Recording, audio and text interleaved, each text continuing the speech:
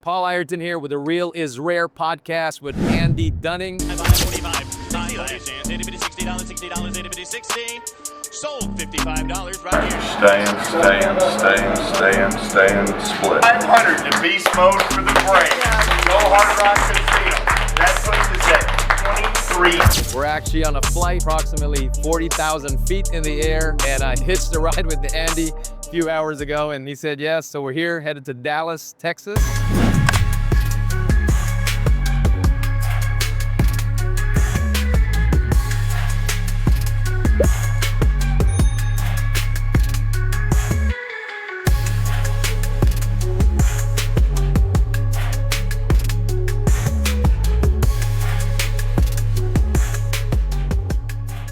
Andy, welcome to the show, man. Thank you very much. Yeah. Hey, I'm just glad to have you here. Yeah, thank you, man. Appreciate this. I've been prolonging some trips in Dallas. I was fishing 3 days ago. I don't know if you remember that. I asked you if how many people on the plane, that stuff, and so Now the quizzing comes back together. it worked out. Yeah. Wanted you on the show. I call it Real is Rare, just because there's there's a lot of people that just you're meeting a facade, you're just meeting their representative, and you never meet the person. And the first time we met, I just felt like kindred spirits right from the beginning, and you got a authenticity about you and congruency that's just respectable, man. And so, I appreciate that. the more I get to know you, the more real it gets, and so I love it, man. I appreciate the last 3 days we've had a blast together. Yep. Like the last 72 Every hours. time we're together, we have a blast together. I love that. Yeah. Are you born and raised in Texas, or? Family is completely from Texas. I am the one transplant in the family. My dad's a retired colonel from the Army. Yeah. So he was in War College in Lansing, Michigan, at Michigan State when he was getting his master's. I was born in Lansing, Michigan. Yeah. And we moved to Texas 6 days later. Oh, wow. We're from Texas originally. So I got, as everybody always says, I was born and I got to Texas as fast as I could. Yeah. You know?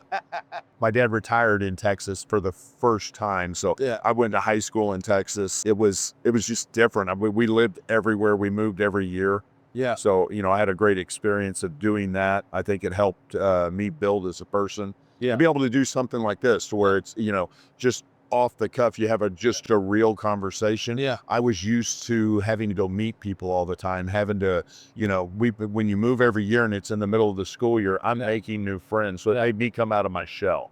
I remember you saying that because I think that's the first story you shared, because I'm just recalling. I moved a minimum 15 times. In fact, we counted my childhood, all the different apartments we were in, the streets we were in, and like you think you're introvert until you're forced to not be, right? Yeah. And I still think I'm an introvert. I think so too, man. Yeah. But anyway, I think it's a BS belief sometimes. Yeah. Yeah. 100%. I think we tell ourselves that we're an introvert, when it comes to every other case around us. Yeah. But the moment you get around people in certain environments, it's either the entrepreneur in you that clicks on the business mode that you go in. You just know, hey, I got to get out and I've got to talk to these people. Yeah, that's awesome, man. Were you forced to be a chameleon at times, or I think just to kind of belong sometimes? Yeah, I really think I was. And I think that was something that was real good to help me adapt into other situations.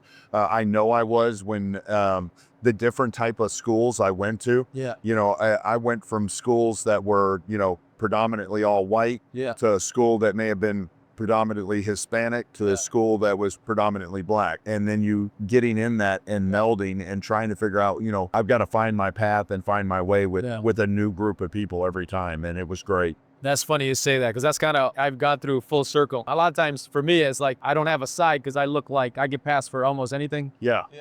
I'm just, I don't have that. I'm a wise man.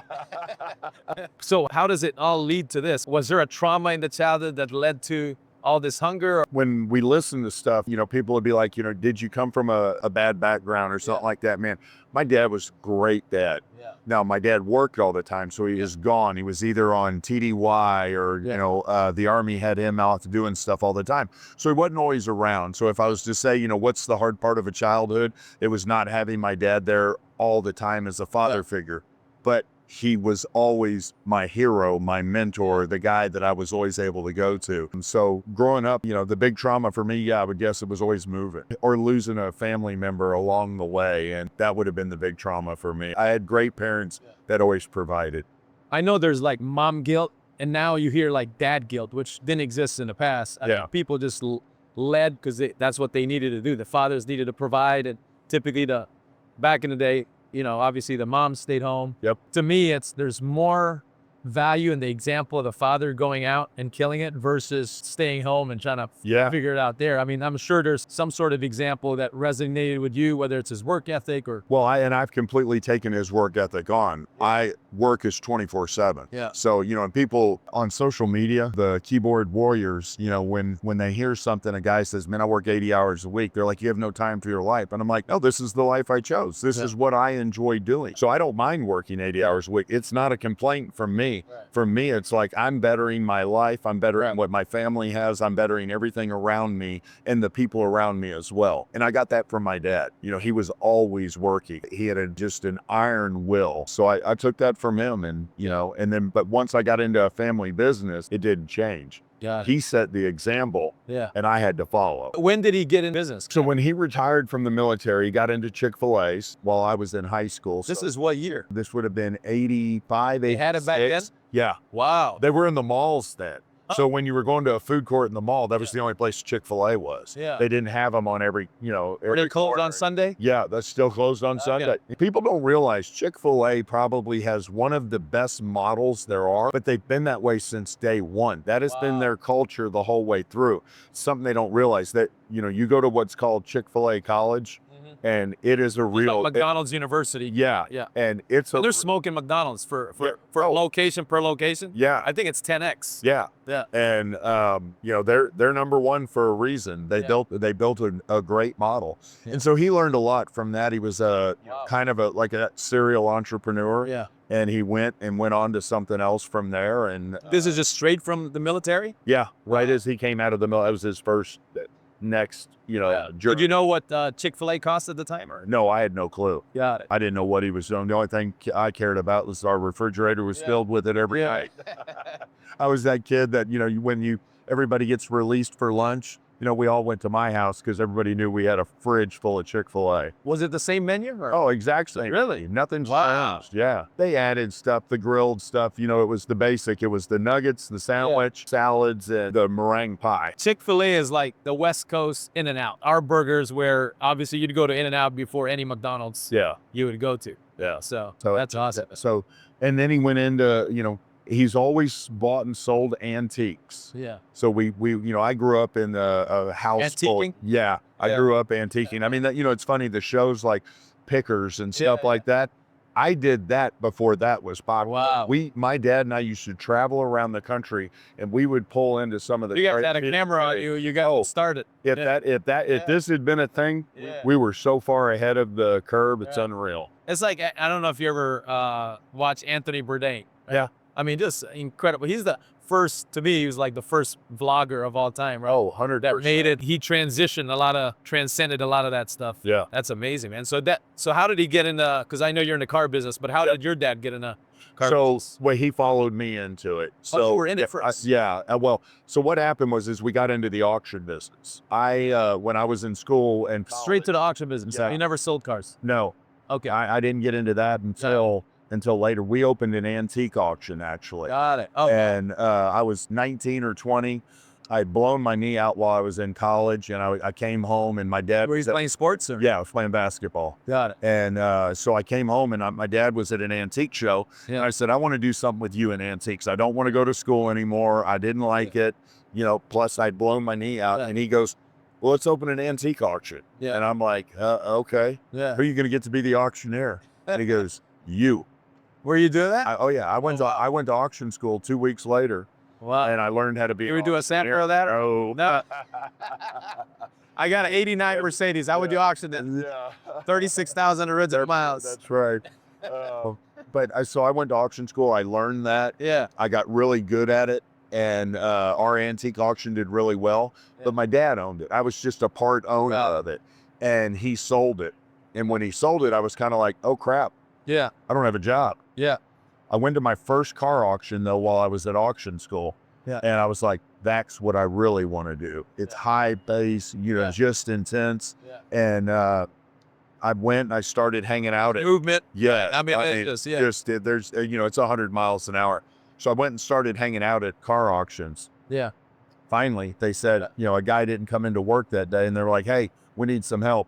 Can you get up here and do it?" Yeah. And I'm like, "Yeah, absolutely." And I mean, that door was open for me, and I just kicked it in. I went for years to where I was just doing car auctions, Yeah. and I realized that I need to own one. I had the opportunity, a small junk sale. It was a nighttime sale. They probably ran maybe 30 cars a night at it, and it was a once a week deal. And Wow. I bought it, and we took it from 30 cars to 600 or 700 cars Jeez. And that's a month? a night. Oh, a night. We'd run once a week, and then we moved it from there to 600 or 700.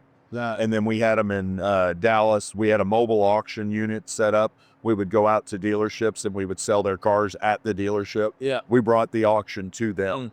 And Amazing. that was the second auction group I bought out. Yeah. Is that the one you ended up selling? Yeah. Got it. Yeah. Sweet, man. What's next for you? With all this Well, stuff? Right? you know, I'm back in the auction business again. And I'd been out for, call it 7 or 8 years. I had a 5-year non-compete. You got in just recently, or? Yeah, I got in 2018. I got back in the business. Yeah, and I bought one in Rockwall. Had my brother was still working for the company that we owned, that we had sold. He stayed on with the new company that bought it. So I couldn't really get back into business when my non-compete was up because I would be competing against my brother. Yeah. And I didn't want to do that. And so he retired. I decided, okay, it's time for me to get back in. Even if though it's your brother, huh? Yeah. There was no. I didn't want to do it till I had the relationships. These guys were going to follow me no matter what. And as much as they loved my brother, you know, it was my relationship, that deal. Is your brother still in it? He's retired. He just sits on, he's got a Power Cat catamaran. Yeah. And he Oh, wow. cruises up and down the East Coast. They spend their summers like up around Baltimore and Maine and all that. And then they go down to the Bahamas during the winters. Why not do the same for you? I just don't have that sit around, and I have a drive. And I also felt when I sold my company, I wasn't really ready to sell it. Yeah. I had something else that I felt like I needed to do in the auction industry space. And now I'm doing it. So what you do in that? You said 7-year gap. Because if we sold in 2011, 2010-ish, and I bought back in 2018. That's 7 years. How was that for you? Did that help you, or It was tough. was it? Yeah, I didn't realize that when you sell out, Yeah. you don't get a paycheck anymore. Yeah. All those things that your business provides you for free, Yeah. you don't have them anymore. Let me ask you this, because I don't know, I might be the same way, but did that area of your life or that timeline, did it bring any kind of danger or threat because of your own, whether it's vices or whatever the case might be? It brought a lot. And so, you know, we would take trips to Vegas. I'd be like, oh man, we got money to gamble. Don't worry about it, you know? And you would maybe play a little more than you would, you know, because you got a bigger check and that money goes away and it doesn't come back. And so, you know, you're constantly, instead of living on what's coming in, you're now living on what's set back forever. Yeah. Well, it continues to shrink because I wasn't changing my lifestyle. Got it. You know, I wanted my lifestyle to stay the same. Yeah. I didn't understand that. Selling meant you needed to scale back your lifestyle, you know, and I didn't do that. So I needed to get back in business, but that was the drive that kept pushing me. Like I said, I wasn't done doing what I felt like I should do within our industry. But 2, I knew I needed something to catapult me, and going in and having that big change, it definitely catapulted me. That's a long time, man. 7 years. Yeah, it goes. I've been in the beach for like 3 weeks. Yeah. It feels a lot like I'm tired of the sand. I did other businesses. Yeah. You know, I had a couple of car dealerships and stuff like that, but it just It was operated by someone else. Yeah, and it just wasn't where my passion was. Yeah. And it also opens you up to making some decisions. You know, you go back to, we were kind of talking about professional athlete a little while ago. Right. And I've got, no different. You sell something and you get a big exit. Yeah. People are always coming to you going, hey man, I need a little help. I've fallen on hard times, or, I've got this idea, Yeah. and you're always, I've got a big heart. I'm always wanting to help people. Did you? And I helped some and I made some mistakes. Yeah. I got into some stuff I shouldn't have gotten into. Yeah. But it taught me, and I was learning. I learned more from the day I closed when I sold in that first year than I knew the entire time before. Wow. I learned so much. I learned I needed a mentor. Yeah. I needed somebody around me to have had a mastermind group. And I was 38 years old and I didn't know about that. Yeah. And if I had known about it, I would have been on a different track. Right. You know, when I did sell, it would have been, hey, you know, talking to somebody like you, we need to do this before you sell. We need to put this money here so that there's tax advantages. I didn't have any of that. I sold the company and it was just like, okay, Uncle Sam, come get your part. Right. You come get your part. Dad, here's yours. Jeff, here's yours. You know, and then this is what I got left. I'm sure you pay. Yeah. So you pay taxes all in a year. Yeah. Yeah. You know, I'm like writing Uncle Sam a check that I'd never even made before. Correct. You know, I'm like, I've never made this much money, but yet I'm giving it to him. Yeah. That's insane. And you were in Texas. It's not California would have been another heap of trouble. Yeah. But where it all goes is I needed somebody that could provide that information of saying, here, before you sell, we need to set this structure up so that it lessens the impact of what's going on. And then also putting into my mind that mindset of life's going to be a little different. Yeah. This is what you're going to have. What are your plans now that you're not going to be doing this? Well, this is how much income you're going to have from this amount of money. Or you need to go get another job in a complete different industry, do something else. I didn't have that information. Crazy, man. You mentioned a couple things. One is relationships. How important is that in business? Because some people, they burn some bridges along the way or burn a lot of it. Right? Yeah. And some of that is relationships that I look at it this way, like I can lose everything, but I got my relationships. I'll be fine.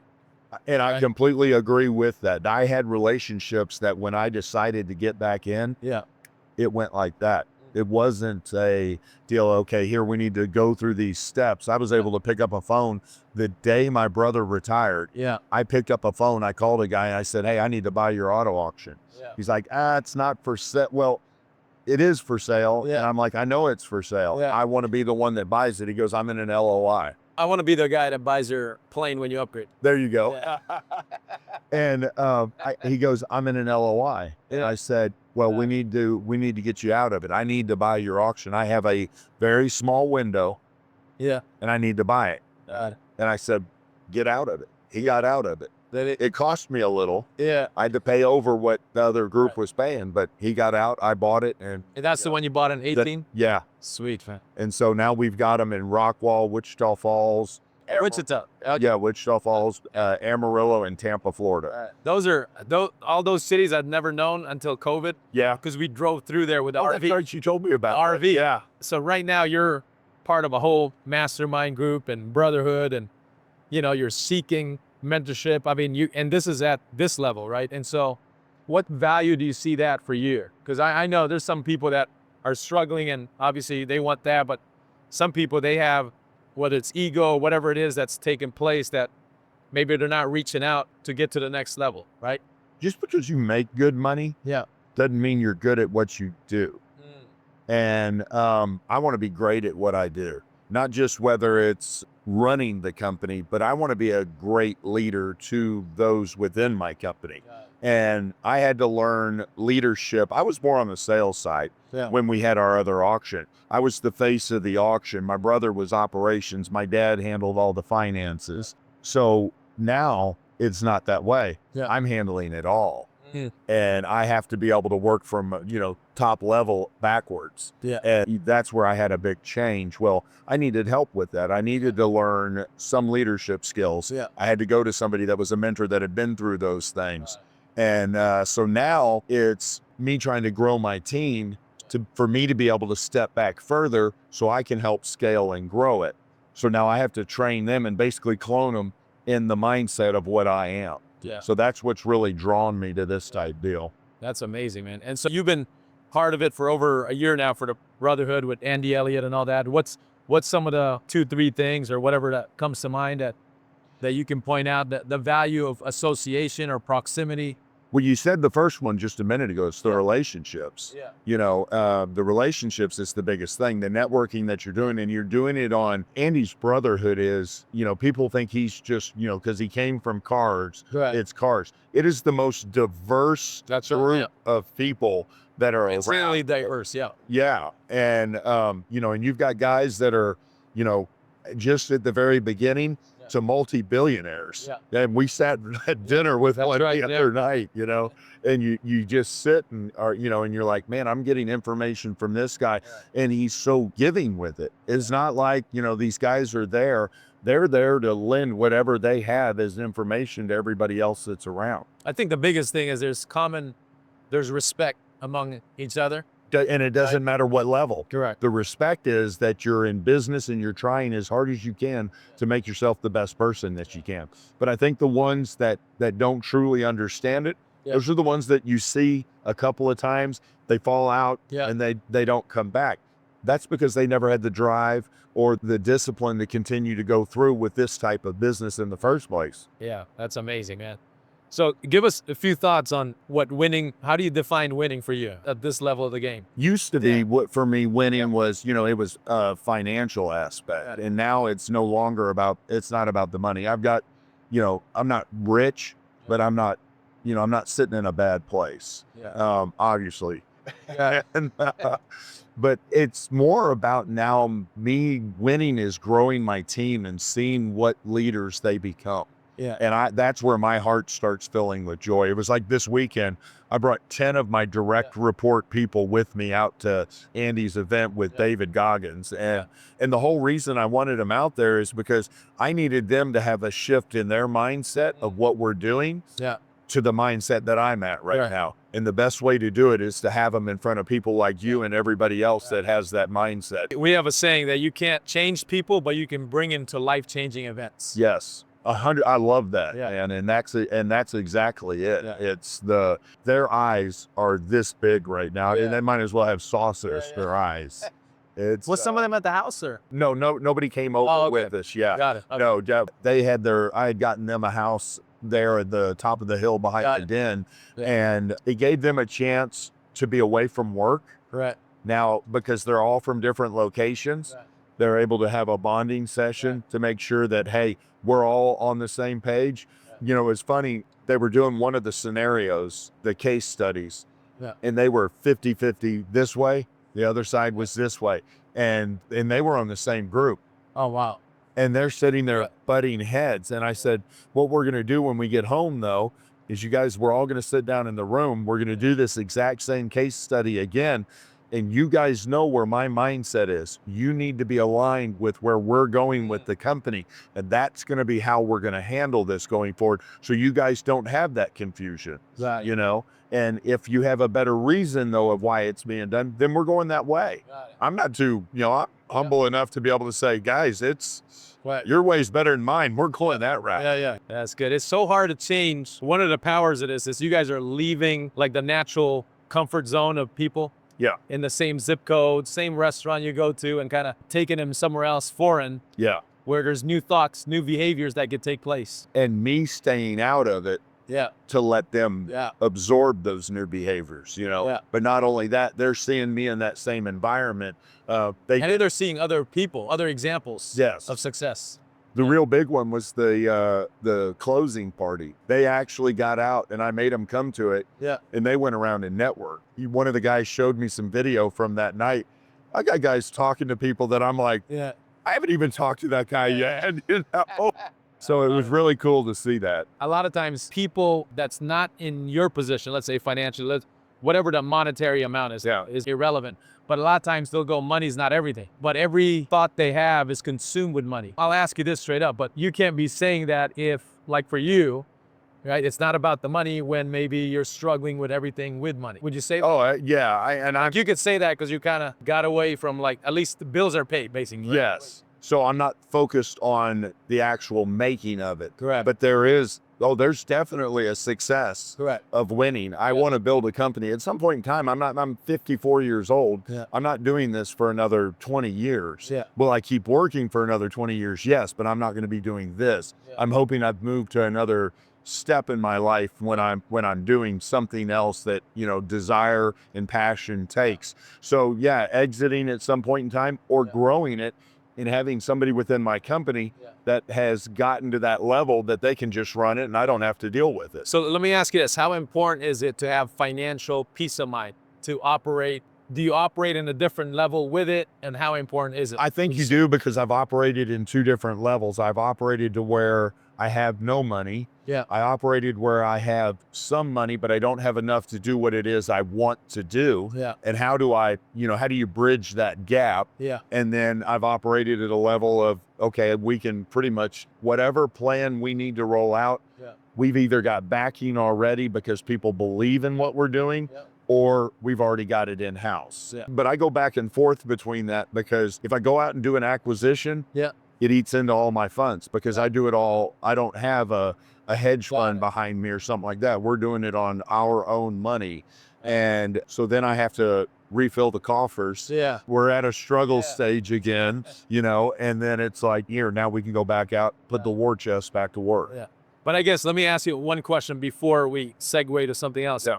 Most people have a hard time operating when they're financially struggling. What do you do in that moment where, let's say, there is some tension with money, but you still got to operate the business and still be profitable and run that?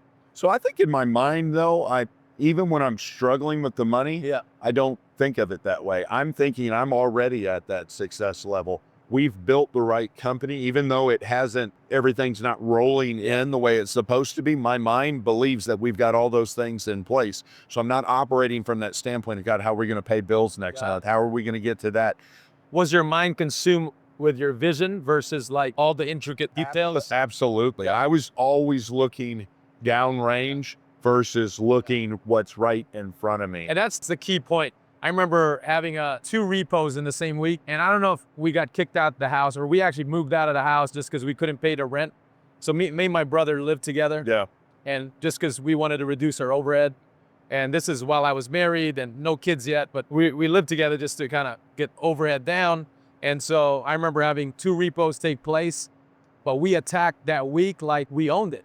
We were thinking about our vision. We can communicate where we're going, and none of that was almost like we just. You just dust it off. Yeah. You have It didn't matter because it was irrelevant to the people we're helping. Yep. And the vision of where we're going. Yeah, and I just think you have to, and don't get me wrong, there's conversations that come up. My dad still is very involved he's 84, but he's very involved in my company. Yeah. And especially on the finance side, because I'm not a trusting person when it comes to that handling of that. So he'll come to me and he'll be like, hey son, man, we're feeling a little bit of pinch right now. Yeah. Because an example is a guy sells a bunch of cars. Let's say I've got a customer of mine sells 200 cars a week. Well, that's $4 million worth of cars. Yeah. Well, I haven't been paid for those cars yet. I haven't got the titles in yet, and I don't get paid till the title comes in. So I process the title for that customer that sold them. I write him a check. Well, he's got my $4 million, but I haven't collected it because I haven't turned the title over to the person that bought the car yet. I get paid when they get that title in hand. So now you go to floating 3 to 4 to 6 weeks. Is there banks involved in this or no? Or you're floating all of it? I'm floating all of it. Got it. And so, yes, I do have to go. Because the dealerships is a different scenario, right? Yes. Because I know a whole bunch of dealership that they were boggling with the Floor plans. great, like CNC Motors. I don't know if you ever heard of it. Yeah. They were selling one of the top high-end dealerships in the country and then gone. And the biggest thing in our business is when I wrote that guy that $4 million worth of checks, Yeah. not one of those checks can bounce, Yeah. because the first time one bounces, then they're never doing business with you. They're like, oh, well, I can't trust you to sell my cars and know that I'm going to get paid. We're constantly chasing that money. Maybe that's when that stress enters that mind. But when my dad comes to me with that, I'm like, Dad, we just got to ramp up collections. Let's, do these processes that we have in place. And then I just dust it off and I run along. Yeah. That's But awesome, man. I'm constantly, when that stress does come, I know about it, but I focus on what's down there, because I know that no matter what that is, it's not stopping us from getting to the prize. What do you think about elevating your problems? So some people have $1,000 problem because their engine broke, and you got $4 million problem, let's say. Yeah. What's your thoughts on elevating your problem? Because some people think, I just want to get rid of my problems, right? That's not feasible. It's only feasible when you're dead. Yeah, they don't go. Yeah, exactly. They don't go away. I mean, they're still there. And there are problems that within my company, I'm not going to know about, because I don't, it hits a certain level, and it's like, it didn't hit the level to hit my desk, but I usually like to know about them. Yeah. So I know how they handled the problem. if it fits in within our core values and our culture of what it is, the way we want it handled. Is that what you're trying to refer? You know, Like yesterday, there was a quote. I didn't memorize the quote, but it said, "Do the hard things until they become easy." If you dealt with a problem 3-4 times, to you, if you know how to solve it, it's no it's longer a not problem. hard. Correct. And that's what people don't realize. If I'm repetition of dealing with this same type of problem, Yeah. well, now I know how I know how to Or handle. who to talk to. Yeah. Who- And yeah. my skin's tougher, so it doesn't bother me Yeah. now. Now it's just like, yeah, that's part of the business. Yeah. I'm going to deal with this again. Some people escape and then they quit at that problem, right? Yes. It's like the wall to them. Yeah. Where, you know, the job is to tear down the wall versus like be done. Yeah. And they just completely shut down. I definitely don't. I'm like, that's what you have good people around you also. Yeah. You know, their job is to come up with solutions. Yeah. You know, I always tell my guys, I don't care what the problem is. You may not know how to solve it, Yeah. but come up with multiple solutions for it. Come to me, tell me what you think your best one is, and then I'll tell you whether you're right or wrong. Yeah. And I may not, but I may say, go that route. It may not be right, but let's take a risk Yeah. and see if you are right. You're being a little more creative than maybe I thought of being. Yeah. That's right. Instead of being mentally lazy, Yeah. it's a mental lazy state. Yeah. And I don't want lazy or Right. Yeah. Let's wrap it up with maybe a few thoughts from you on what's the next chapter. Tell us a little bit about the podcaster you're doing, and then maybe some advice for somebody just getting started in business and anywhere around that, man. Okay. So this year I changed something completely different for me to help me grow at the same time. So I decided to, all right, here, I'm going to get involved with social media. I've never been in it. I've never right? been on Yeah, social which is- media. yes. And I told you yesterday or the other day, Yeah. I said, more of you need to be out there, that people that don't want to be in it Yeah. versus the people that want to be in it and they haven't done shit. Yeah. And like that, now I'm in this moment of, okay, here, I got an Instagram where, Yeah. you know, I'm 54. That's the last thing I And got. I would ever you're reading comments. Yeah. And I'm reading comments. I'm like, God, why did he say that? I'm like, I want to respond back. And I know that doesn't. Did we say what that comment is? Or Yeah, I don't care. you said you're gonna read it to your wife, right? Yeah, here, I can't pull it up because we're up here, but I will read it to her. But anyways, so I started on social media, so I'm going through that part of it. But starting a podcast with a couple of friends of mine, and we're all three at a different level of business. And the reason for the podcast is, I want people. I'm not trying to be a coach or anything like that. Yeah. But I want to be able to help people from the standpoint of, watch what I'm going through right now. I'm living it in the moment. So, yeah. And I'm not this person that's going, oh, well, this is how you should do it. This is what you should do. I've built the business. I've sold the business, and I'm redoing it again. Watch the struggles I'm going through right now. Well, these other two friends of mine that are on the podcast with me, one's at an early stage level of that beginning growth of a company, Yeah. of a smaller individual gym. Right. And then I've got another friend of mine that's got a national magazine that's called Hook and Barrel. And he's got it's basically a lifestyles magazine between guns, hunting, and fashion. Very Texan. Huh? Yes, very Texan. And then I've got my auto auctions and my real estate business and the other things that Jamie and I are doing, my girlfriend. That's where I'm headed, and that's that new journey of what I'm doing, you know, and showing the growth though of the auto auction, of how I'm scaling that business. Like in my business, if somebody was to say, "Oh, hey, are you going to become a coach in the auto auction industry?" There's only 300 general managers in my industry. So it's not like, you know, I got all these guys to be like, "Hey, how you doing?" And odds are I didn't want to teach them anyways. Yeah. That You is know, awesome. I want to teach somebody that wants to be in business, wants to grow, and just show them, you know, what I'm doing. Yeah. If they like it, great. Yeah. That shows where your heart is, man. Well, that's the thing. It's been real weird. This past couple of years, there's that weird feeling that is on my heart of like something Is just, this a fulfillment play, would you say? yeah, it's just something wants out, man. You've made it to here. Yeah. You know, it's not like this big, you know, here, I'm worth $100 million thing Yeah. of that, you know, that's where I want to get to. Yeah. But I'm saying it from the standpoint, I'm just a guy that started a business Yeah. and built it, and show them the hard work does pay off. Yeah. And that consistency and discipline pays off. You hear all these guys talk about, I know we're a little off track, but you hear all these coaches in the industry Yeah. that sit and talk about, oh, you know, discipline, hard work, consistency, all that. They're right. There's only about 5 or 6 things that you have to continue to do to make you successful. Everybody else puts another jargon in it, makes it sound sexy. Yeah, you just basically hear, these are my 5 pillars. These are the things I have to do in order to be successful. You can't take one out of the mix though, because the moment you take one out, it just falls apart. Yeah. You know, so everybody's talking the same thing. It's just what resonates with somebody, you know? What do you hear that person's saying different? It's kind of no different like with Andy Elliott. He preached, when I first went to one of his events, he's preaching fitness. He's preaching faith. Yeah. He's preaching family. Yeah. He's preaching finances, and he's preaching fitness.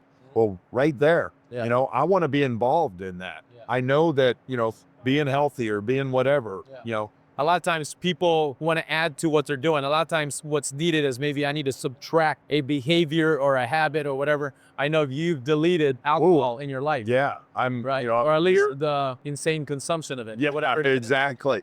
Now, I can legitimately say I've been sober for a year. Yesterday was 1 year being sober. And now I'm not saying I hadn't had a drink. I've had a glass of wine. I went out to, you know, I go out to dinner with my girlfriend and she wants to have a bottle of wine. I'm willing to have a glass of wine with her. But it used to be, I had 5 vodkas on the rocks, you know, it was a little different. So I took that out of my life and my health completely changed. Yeah. And I started eating better. I just started doing things better, but it changed what was going on up here at the same time. My brain started working better. I didn't have that fog in my head all the time. I started seeing things clearer. My goals got bigger where they had, you know, I'd be like, okay, that's my goal. Yeah. Now that's my goal. Yeah. I want it all. Yeah. That's so key, man. I mean, my consumption of it has lessened quite a bit. Yeah. Myself as well. I've never had an issue with it or addiction, but consumption of it is a lot less. I've never had an addiction with it. I just know I enjoyed it. You know, it was always social drinking. Yeah. You know, it may be Monday, Tuesday, Wednesday, Thursday. I didn't have a drink, but Friday when we were going out, I'm like, let's rock and roll. You know, let's go have a good time. Well, then on Saturday, You don't wake up Monday the same or Sunday. no, it's Saturday and Sunday, you wake up and you're just like, oh man, let's go do this. You know what? I'm just not into it today. Yeah. I don't have that feeling anymore. Let's go do this. Yeah. You know what? Yeah. And it's made it better for me at home. Yeah. It helped that family life because now, instead of me being hungover or whatever it was, just tired, I'm not. I want to go do something with Jamie where I don't get to spend a lot of time with her. Yeah. Now I've got time because I haven't given it away to a Vikes. So good. That's a good ending. Tell us about the podcast name. It is Obsession Required. Ooh, And, session required. You know, and I always tell everybody, in order to be able to get to the level Yeah. that you want to be at a top level, either entrepreneur or CEO or entrepreneur for that matter, you have got to be obsessed with it. And, you know, I'm obsessed with just hanging out with guys like you, man. Yeah. It's just awesome. And I'm so glad you called today and we're like, hey, man. Yeah. Thank you, man. Thank you. Absolutely. Appreciate you, man. Yes. Yeah. Look This forward was to more.